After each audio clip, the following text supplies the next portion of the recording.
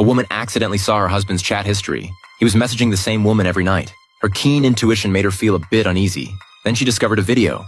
At that moment, she was completely shocked. She never imagined her husband would betray her. Just then, she heard the sound of the door opening outside. It was her husband returning home.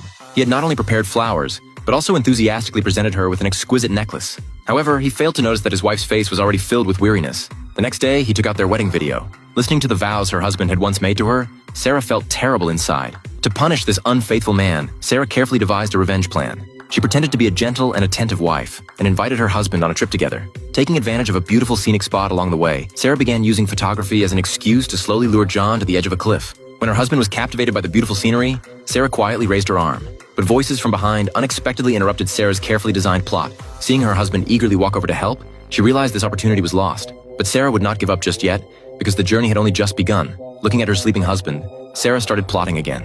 She thought about attacking him from behind when he wasn't paying attention, but she abandoned this plan. If she created an accident while camping and lured a black bear into the tent, the chances of success might be high. But an even more convenient approach would be while John was driving.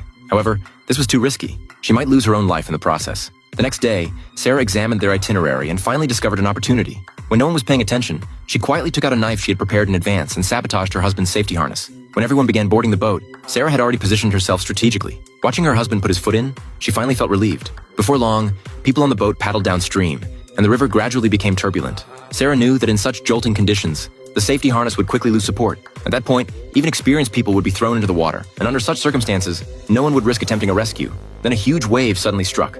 As Sarah had anticipated, John was pushed into the water, but she hadn't expected her husband to swim back up. Seeing him desperately calling for help in the water, Sarah had no choice but to extend a helping hand.